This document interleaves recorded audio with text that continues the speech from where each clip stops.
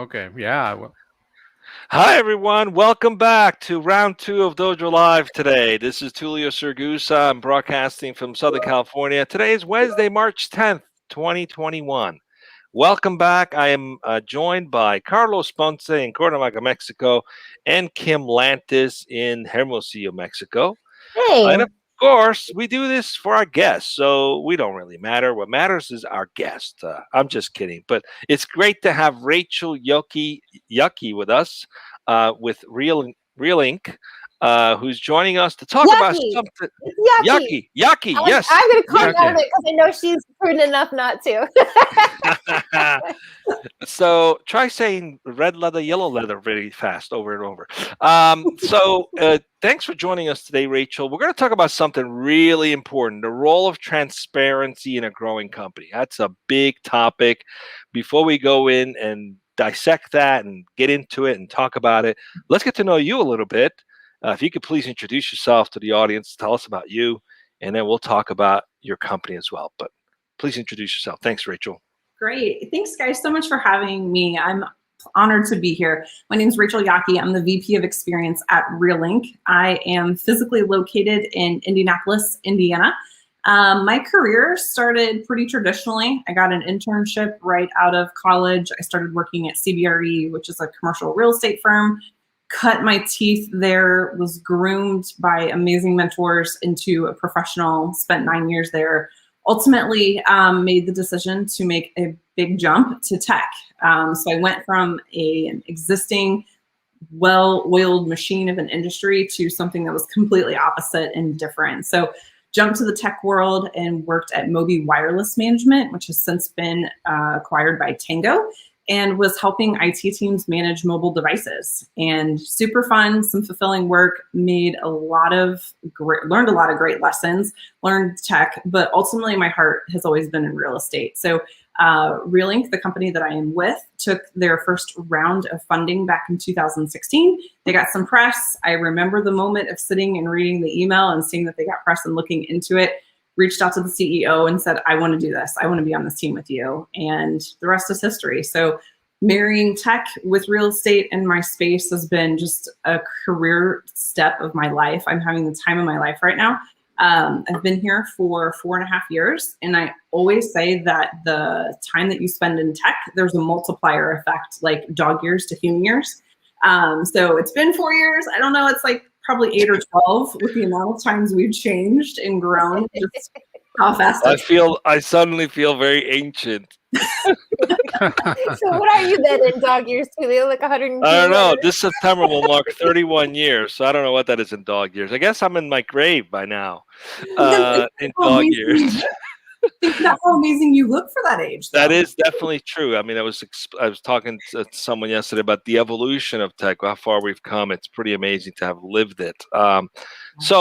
Everybody's. So is it? So agricultural tech, it's agri-tech, health tech. Is it real tech? Is that appropriate? Is that the industry now? It's called real tech, or is it a different name for the real estate tech industry? Real estate tech. Real estate tech. Okay, cool. They didn't abbreviate that one. All right. So let's talk about, you introduced your company a little bit. What is it that you guys actually do? Tell us a little bit about Real Inc. Yeah. So we are, at its simplest form, a virtual touring software.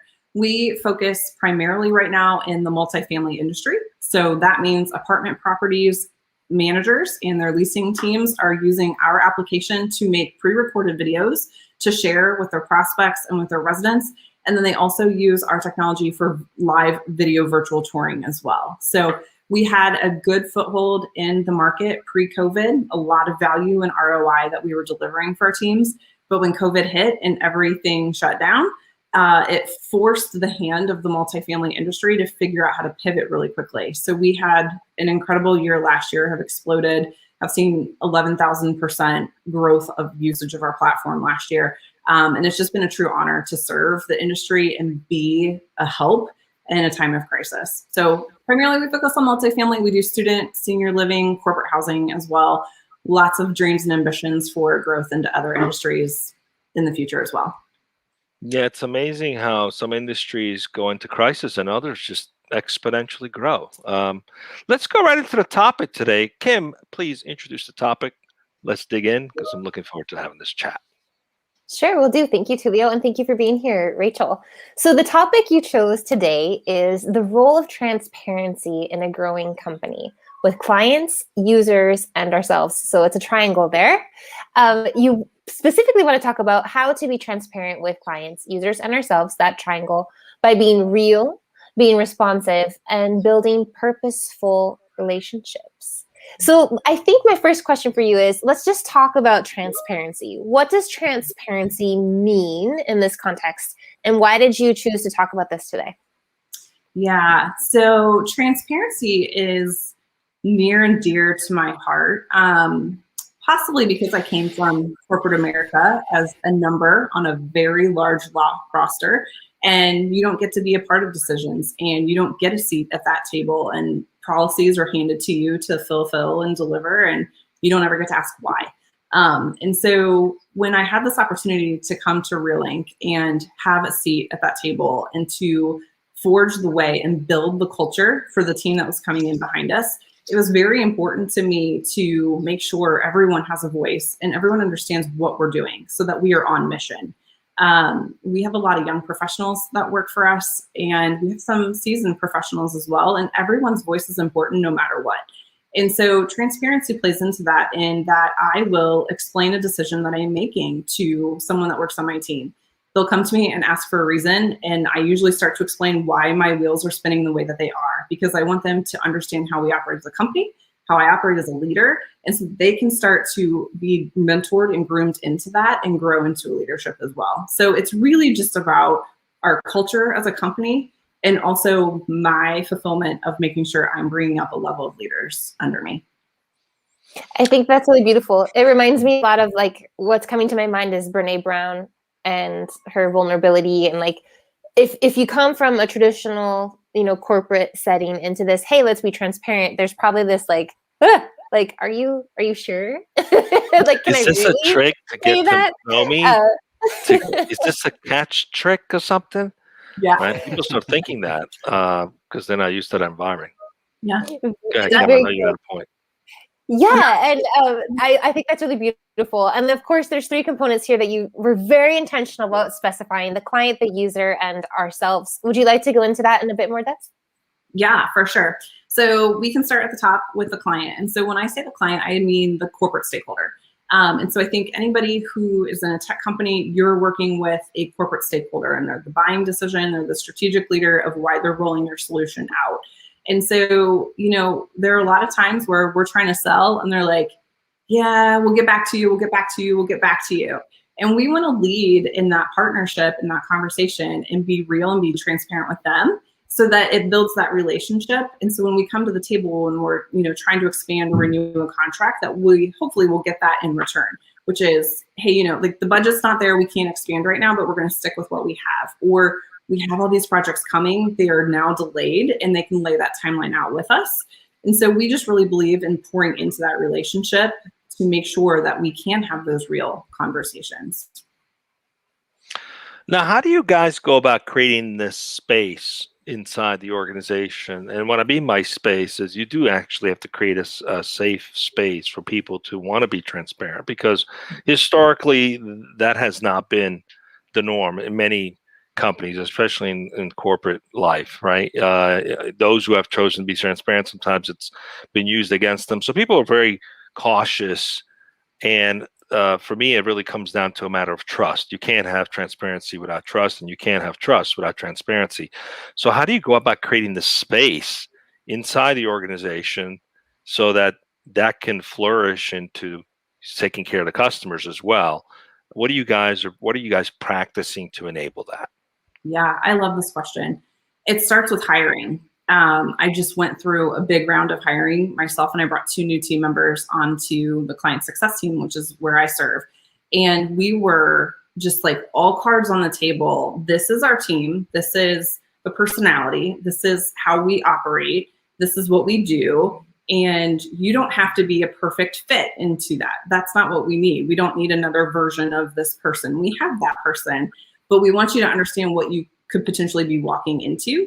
and they signed up for that. And so I think it starts in the interviewing process to say, we have team meetings every Monday morning, and I'm going to ask you, where are you at personally and where are you at professionally? If you're feeling like crap after the weekend personally, I'm not going to expect you to be bubbles and sunshine on Monday morning. And I'm not going to give that to you either, because it's not going to start your week off. You're not going to feel good. I'm going to give you a little space. And then when you're ready to bring your best self, then we'll move forward and, having that fun environment. And so it starts in the interviewing. It starts in those team meetings too, of where are you at? Okay, great. We're going to work alongside you with wherever that is. And it continues from the leadership aspect. I will ask silly questions or dumb, uneducated questions in front of people that I should know the answer to, so that other people can see it's okay to ask questions. I had to ask something very basic in front of our investor board, and they're like, Rachel, it's this answer. And I was like, okay, thank you. But I want to show that it's okay, ask those questions. So it starts with the interviewing and it continues all the way through leadership. Amazing. What did you say? What did you call it? Not bubbles and what was the saying you used? Bubbles and sunshine, maybe. Bubbles and sunshine. I've used peaches and cream, but I really like bubbles and sunshine. I like that a lot. Yeah. Look, this is amazing, right? To create an environment where you're leading and showing by example that it's okay to ask. I call them questions for understanding. Sometimes they're literally like questions you know the answer to already, but you're creating a channel for others to open up. How do you deal with those circumstances that are difficult, right? There's certain times where sharing certain news is difficult, and we go into damage control mode. It's almost the default way of thinking. How do I protect everyone from this bad news? Maybe the internal mother or father kicks in trying to protect the kids, but there's a certain level of disrespect in that too, because these are not kids, they're peers. So how do you guys deal with when those difficult situations come up where it's not so easy to be transparent? What are some of the tools you guys have used that work? And what are some of the things you've learned that don't work, perhaps? Yeah, it's never fun, right? Those are the nights that you don't sleep so hot the night before. And there's a lot of sweaty hands before those conversations are had. We've made mistakes. We have not been perfect by any means. But our first step is always, how are they going to hear the message? And what are all the questions that are going to immediately come up? So we took on a growth equity partner last year, and that can be scary. It was an incredibly exciting time for our company. It was something to be significantly celebrated for everyone, but we knew that they might not interpret it that way. And so we, prepared and had an FAQ doc ready to go. Do I still have a job? 100% yes. Your job is not going away. Do I still get unlimited PTO? Yes, you still get unlimited PTO. And so just a little bit of forethought and just stopping and thinking, what is their experience going to be and where are they at in their career and what is the lens that they're going to hear this message from, and trying to prepare for that. And if it doesn't go well, because it might not, and it might not fall the way you think it's going to, it just goes back to, let's have a conversation. And I've admitted that I'm wrong. Our CEO has admitted that he's been wrong in situations, and you just own it. And that's what I ask of my team too, in their daily interactions that are not dramatic and not big like that, is if you spell somebody's name wrong, own it. Email them back and say, I'm really sorry, Tulio, I got that wrong. I won't do it again. I got your name this time. So that's our approach. Nice. Good, Carlos. Rachel, I got something here. We're discussing. Yes. And I'm not on mute, Tulio. So please let me in. Okay. I just think there's a delay there. I think he's delayed. Go ahead. Is there a delay, folks? Maybe. Just keep going. You're good. Is there a delay? Okay. Bear with me. So, Rachel, we're discussing transparency here, and I'm all for transparency. We as a team here internally are all for transparency. We foster it, we promote it. However, this is, I don't know how to phrase this, so please bear with me, but you were discussing real estate, a real estate company. And how would you say that transparency can sometimes, in the minds of a group of people, professionals out there, might even kind of get in the way of this perception that we're all going through a rough time in the world, and we need to do whatever it needs to be done in order to keep business flowing, and that might kind of hinder the strength of what transparency is about in the minds of some people. Fortunately, not a lot of people. What would you say to these people who are not being so transparent because they feel, because of there might be their upbringing, or there might be something on their education or whatever, they feel that they cannot be 100% transparent because there's a fear of losing business or their market segment or whatever. Mm-hmm. How would you, what would you tell them so that it can easily tackle this problem and maybe just learn how to become more transparent? Mm-hmm. So please, if you can just enlighten us with that, with your opinion on that, I would appreciate it. Yeah. There are people who are struggling right now because life at home is hard, and they've got 3 kids in front of their monitor, and they're trying to keep a straight face and keep their job. They might be the breadwinner. Maybe their partner doesn't have a job. There are people who still have a job, and all the other work has been dumped on them because their team has been stripped away, and they're just trying to hold it all together. Business has been hard. I hear that. And people are like, I'm just going to power through one more day. I can keep it. Like, I'm going to keep the space on until I can get relief, or until they promise me that resource and deliver it. And I get that. I'm like that too. I'm like, I'm just going to work harder. I'm going to work harder tomorrow. I've got this. I can handle all of it. So that's what we do as leaders, right? And I would say that try with something small, with something that isn't a big risk, and try with, like, I dropped the ball on getting that email to you because I hadn't eaten lunch and I needed to eat because I was hangry. You're not going to get fired for that. That's not going to your boss and telling them that you can't perform in your role and you're suffering and you're hurting the company. But you can try with little things and see how that goes. At the end of the day, the way that we operate with transparency isn't the right flavor for everybody. And that's kind of the beauty of corporate structures, right? Is you work into teams that make sense for you.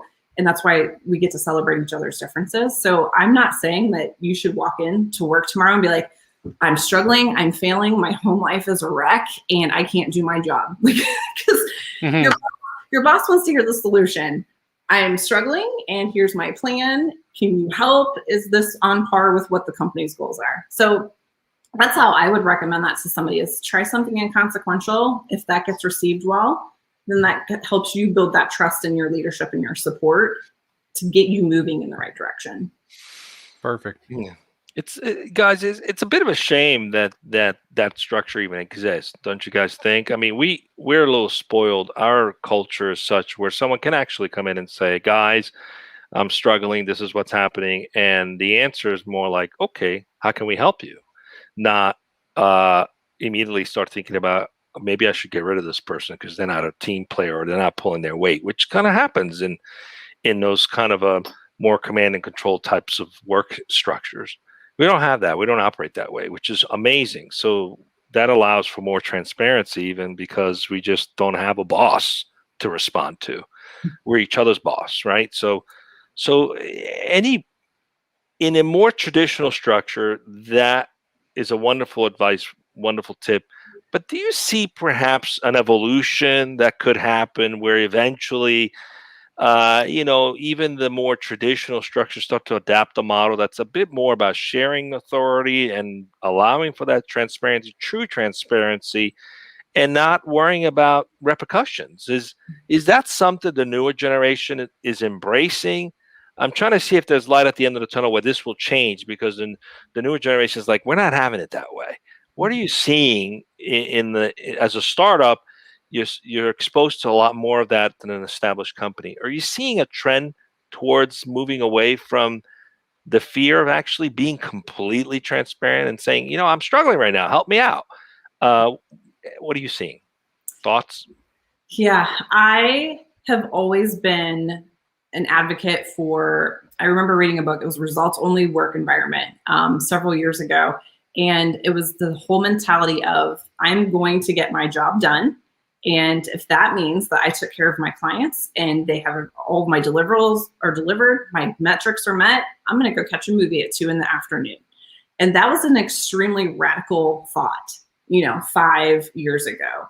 And if we're going to look at the bright side of 2020, I hope that the bright side that we come out of is employers and the big traditional structures that we're talking about are seeing that employees can be trusted. They can work from anywhere, anytime. They can juggle things. And I don't want to get into the whole mom is taking on more. That's like a whole separate topic for a separate day. But for those who are thriving, I hope those employers can see that, and that this new norm that we're moving into can keep those doors open and keep this conversation going when we do arrive back at whatever 2022 is going to look like. So that's kind of one side of it. The other side of it is what I'm seeing from my younger team members is they love the transparency. And, they've felt then like they can come sit down and say, I want to go do this with my life. And can you make recommendations to help me get there? And that's what I've always told them too, is like, I know you're not going to work for me forever. Like, I want you to, that's why I hired you. But ultimately, like, I want to know what your life goals are because I want to help you meet that. And if you, come in and quit on me someday because you're going to go sell pina coladas on the beach and you never told me you wanted to do that, I'm devastated because I wasn't able to help get you to that goal. So I am really having a lot of success with our younger team members that are very open and they want to have that conversation. What I'm seeing from them the most is that they need constant feedback. And I think that's too. They want to know continually, did I do okay? Is this what you wanted? And so it's just building that confidence into them. And again, I think shifting some of those structures away from like performance reviews and some of the more standard things. So we actually have in our onboarding here at Ancora, we have a talk that's called The Art of Feedback. So it's a very useful skill professionally and a life skill as well. I am interested in talking about RealLink. I find it really great that the company culture is focused on transparency, and yet what you're doing with your clients is allowing them to be transparent, right? By really showcasing and showing off what a property is like, isn't like. Is that something that you how do you go about encouraging transparency with your clients and making sure that the product and the service that you're offering is not only the real deal for them, but for the real deal for the people who would be potentially doing business with them? Yes, I love this. And it's our product is exactly what has fed into forming our culture, being real and being transparent. Everybody has shopped for real estate if you're over 18 years old, whether it's an apartment or a home. And we've all had that experience where we see something online and it looks great because they've got the beauty shots up there. And back in the day, there would be photoshopped green grass and blue skies with clouds. And you show up and pull up to the curb and you're like, this is not it. And so there's that need there for the consumer to be able to quickly and efficiently shortlist what they're interested in and then make that decision. So that's, one niche of it. The other is the transient resident who's moving from coast to coast or who works a different shift than what the leasing team's availability is, and they need to be able to see real estate. So the leasing teams need on site to be able to communicate more effectively and more efficiently with their consumer.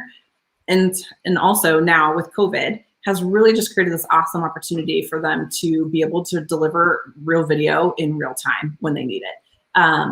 Everybody wants to know, I want to see my specific apartment home. That's great. Your model's beautiful, but that's not my style. And I want to envision myself in this space. And so the industry is really opening up and embracing real and showing real units with the real views. So it's been an incredible journey to be there with them. Rachel, we're approaching the final segment of today's conversation. And I don't want to end it without asking you a specific focusing a little bit on RealLink, okay? And I'm looking at the platform, and I think it makes a lot of sense because a lot of people who want to either assess their options, real estate, or get into the real estate space, it makes sense because it's virtual.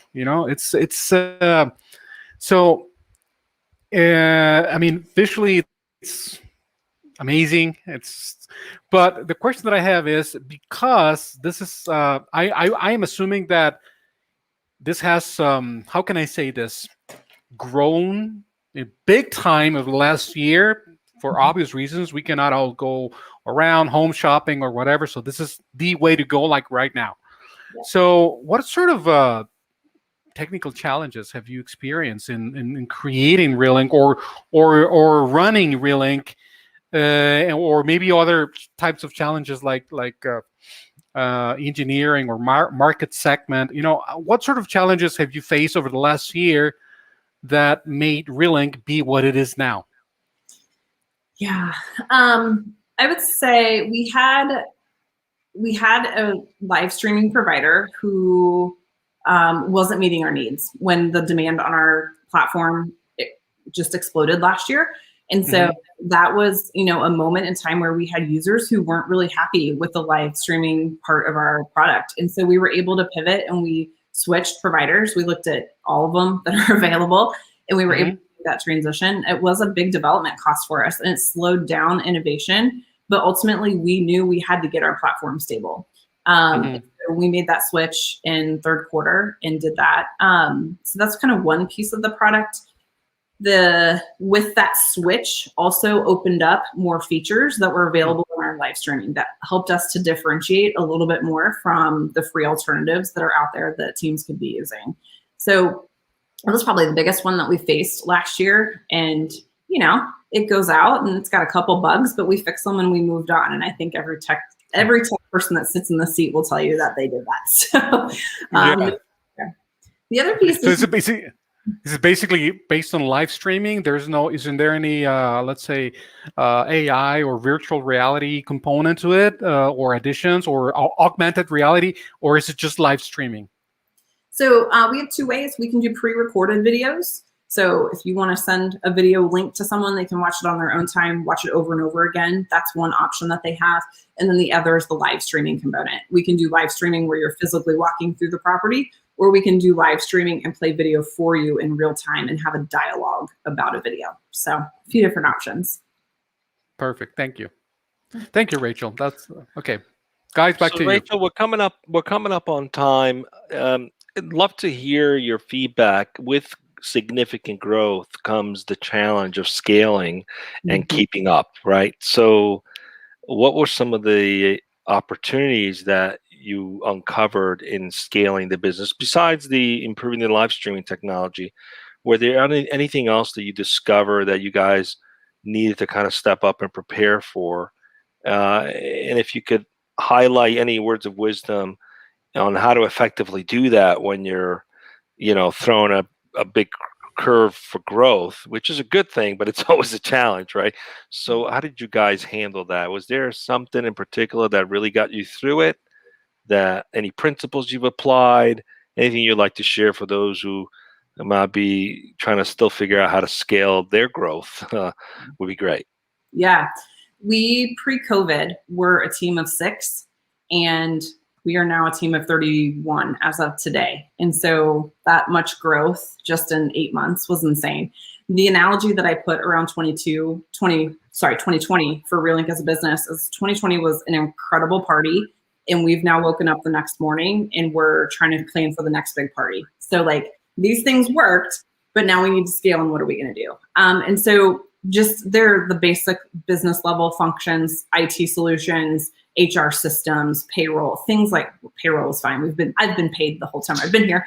But some of that basic business stuff. The one tip that if anybody has not taken anything else from this time today, when I was a team of 6, I had a personal relationship with all of my users. I knew that they were training for marathons. I knew who their favorite band was. I knew what their usage was. When you explode and you don't have that anymore, and then you don't have a product in place to help you manage that, you get out of control really quickly. And then you grow, and then investors come knocking and they want to know your usage, and you're sitting there holding your hands without answers. So I would, number one, recommend get a client success tool in place before you think you need it, before you think you can afford it, and make the investment and get that there so that it's pulling your CRM data from Salesforce or your client data and your usage data, and you can take actionable insights and be in front of it before you explode. It will save you so much headache, and it will make you the superstar that you are on paper to your investors.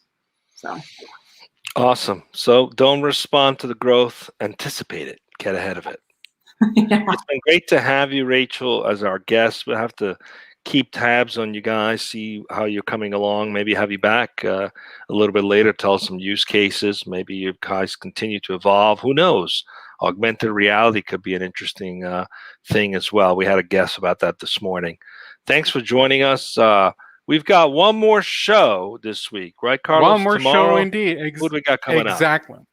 Exactly. So tomorrow we're going to be speaking with Miguel Fernandez from CapChase, sales intelligence tool. That's what CapChase is about. And we're going to be speaking with him at 12 noon right here on Dojo Live. And of course, we have on Monday the recap show in which we recap in 10 minutes all of the conversations we had this week. So hey, Tulio, we're going to be recapping 4 shows. Wow. In 10 minutes. 10 minutes. I look forward to that. So that's Rachel, what we have. that in itself is a challenge for the 3 of us to do that in 10 minutes. But Yeah, we like talk. the challenge. Anyway, thanks for joining us. Come back tomorrow at noon Pacific for another show. Until then, stay safe. Bye. Thank you, everyone.